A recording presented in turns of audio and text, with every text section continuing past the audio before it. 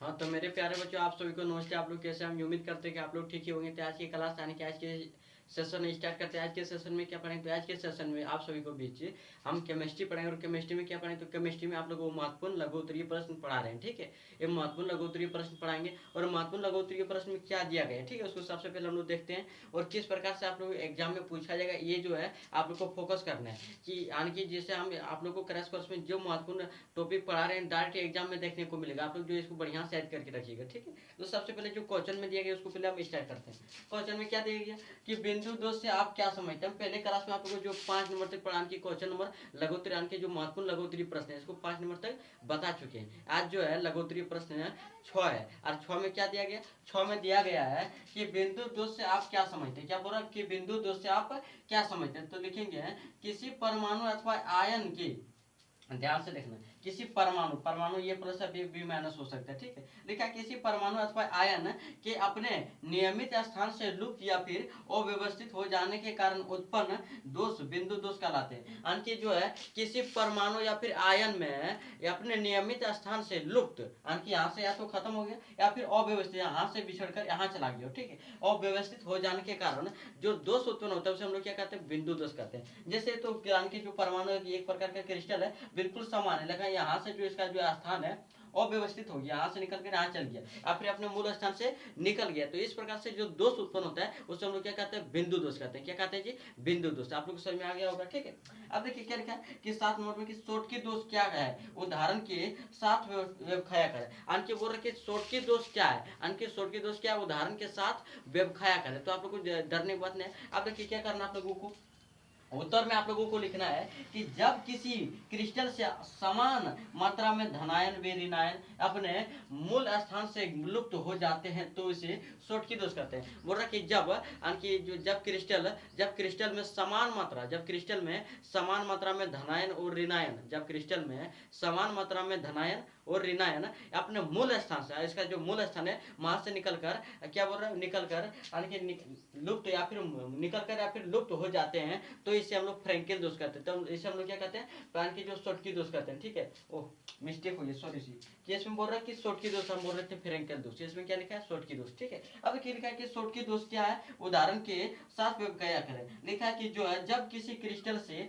समान मात्रा में, जब किसी क्रिस्टल से समान मात्रा में धनायन और ऋणायन को लुप्त हो जाने से जिस यानी कि जो दोष का यानी कि जो दोष उत्पन्न होता है उसे हम लोग क्या कहते हैं? शोटकी दोष। उसे हम लोग क्या कहते हैं जी? शोटकी दोष कहते हैं। उदाहरण के लिए क्या हो जाएगा? NaCl हो जाएगा, CHCl हो जाएगा, AgBr हो जाएगा। ये GBr देखिए फ्रेंकेल और जो है शोटकी दोनों में पाया जाता है, ठीक है, याद रखना।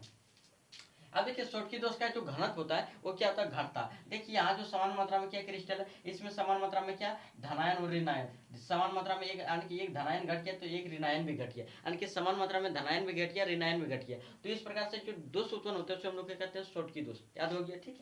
अब देखिए क्या लिखा है, कांच को अतिस्थित द्रव क्यों माना जाता है, यानी जो कांच है इसको अतिस्थित द्रव क्यों माना जाता है। तो इसमें लिखा है कि उत्तर में कि द्रव की तरह कांच में भी धीरे धीरे बहने की प्रवृत्ति पाई जाती है, यानी कि द्रव की जैसे द्रव यानी कि बहता है ना, उसी प्रकार जो कांच है बहुत दिन हो जाएगा, जब खिड़की में जो कांच लगा रहता है ना वो लगभग 3 साल या फिर 4 साल हो जाएगा तो जो बहुत ज्यादा यानी कि गर्मी पड़ने पर धीरे धीरे कांच या पिघलने लगता है, ठीक है। तो वही बोल रहा है कि जो है द्रव की तरह कांच में भी धीरे धीरे बहने की प्रवृत्ति पाई जाती है, जिसके कारण इसे अस्थित द्रव कहा जाता है। जिसके कारण इसे हम लोग क्या कहते हैं? अस्थित द्रव। जैसे बहुत देर रहेगा तो कांच धीरे धीरे पिघलने लगा, अब पिघलने के बाद उसका जो जहाँ हम लोग रहते हैं, जहाँ दीवार रहता है, देखिए कांच धीरे धीरे मोटा होती जाएगा, यानी कि जो पिघल के क्या जो है यानी कि बहने की प्रवृत्ति पाई जाती है, ठीक है। इसलिए हम यानी कि अतिस्थित द्रव कहते हैं। इस प्रकार से आप लोग क्वेश्चन को आराम से लिख सकते हैं। अब देखिए क्वेश्चन 9 में क्या किया कि फ्रेंकेल दोष क्या है, यानी कि फ्रेंकेल दोष क्या है, उदाहरण के साथ व्याख्या करें। यानी कि फ्रेंकेल दोष क्या है, इसके उदाहरण के साथ हमको क्या करना? व्याख्या। तो सबसे पहले इसका जो है यानी कि परिभाषा पहले जानते हैं, फिर इसका जो उदाहरण बताएंगे, फिर इसमें जो एक यानी कि क्रिस्टल का निर्माण होता है उसको भी बताएंगे। अब इसमें उत्तर में आप लोगों को लिखना है कि जब किसी, क्या लिखेगा? जब किसी आयनिक क्रिस्टल से एक धनायन, यानी कि जब किसी आयनिक क्रिस्टल से एक धनायन क्या लिखा है? धनायन अपने मूल स्थान से, यानी कि एक, यानी कि जब किसी क्रिस्टल से यानी कि एक धनायन अपने मूल स्थान से निकलकर देखिए मूल क्या लिखा है? धनायन अपने मूल स्थान से निकलकर अंतराकाशी स्थान में फंस जाते हैं तो उसे फ्रैंकेल दोष कहा जाता है। उसे हम लोग क्या कहते हैं, अंतरकाशीय स्थान में फंस जाते हैं तो उसे हम लोग फ्रैंकेल दोष कहते हैं। फिर से आप लोग समझते हैं फ्रैंकेल दोष किसे कहते हैं, जब किसी आयन या फिर क्रिस्टल से धनायन या फिर धनायन आवेश अपने मूल स्थान से निकलकर अंतरकाशीय स्थान में फंस जाते हैं तो जो दोष उत्पन्न होता है उसे हम लोग फ्रैंकेल दोष कहते हैं। क्या कहते हैं, फ्रैंकेल दोष कहते हैं। इसको पहले आप लोग अपना तक समझ में आ गया तो पहले इसको नोट कीजिए, ठीक है। फिर हम आप लोगों को लिख के बताएंगे, इसमें जो उदाहरण बताएंगे, फिर इसका जो 2-4 और क्वेश्चन है उसको भी बताएंगे। पहले आप लोग नोट कीजिए।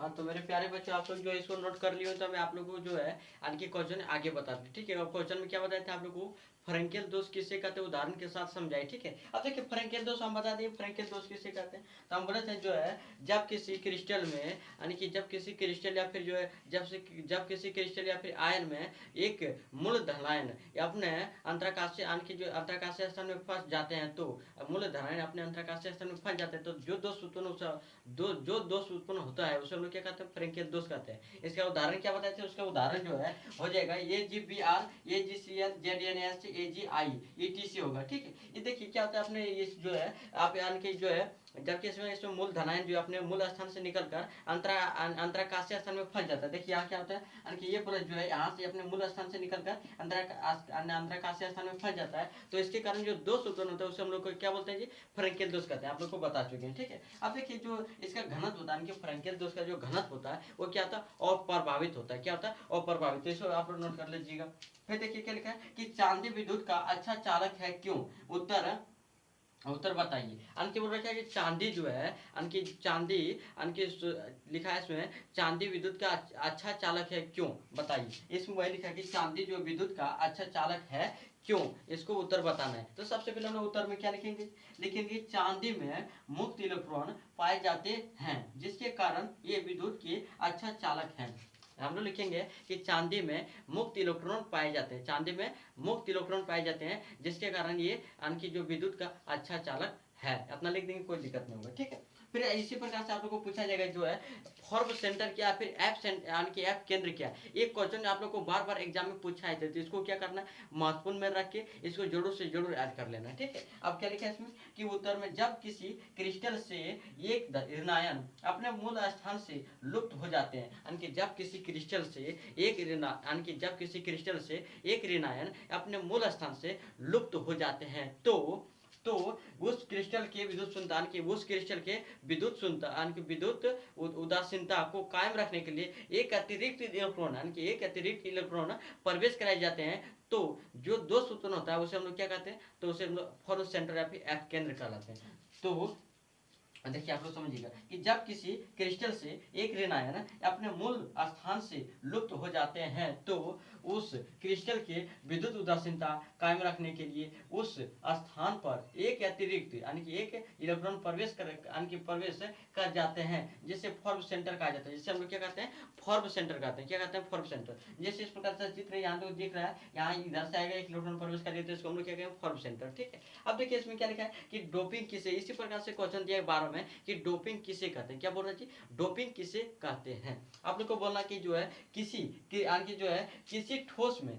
किसी क्रिस्टल में या फिर किसी ठोस में अशुद्धियां मिलाने से जो दोष उत्पन्न होता है उसे हम लोग क्या कहते हैं, किसी ठोस में अशुद्धियां मिलाकर विशेष गुण, किसी ठोस में अशुद्धियां मिलाकर यानी कि जो है विशेष गुण उत्पन्न कराना डोपिंग कहलाता है। विशेष गुण उत्पन्न कराना क्या कहलाता है जी, डोपिंग। तो आज के क्लास में इतने रहने थे, ठीक है। इसमें जो है यानी कि महत्वपूर्ण लघु उत्तरीय प्रश्न एगो बचा है और जो महत्वपूर्ण दीर्घ उत्तरीय प्रश्न है, इस महत्वपूर्ण दीर्घ उत्तरीय प्रश्न है इसको कल बताएंगे, ठीक है। तो जो मेरे चैनल को सब्सक्राइब कीजिएगा, लाइक नहीं किया लाइक भी कीजिएगा और शेयर नहीं किया तो शेयर भी कीजिएगा। तो फिर मिलते हैं अगले वीडियो, इसीलिए धन्यवाद।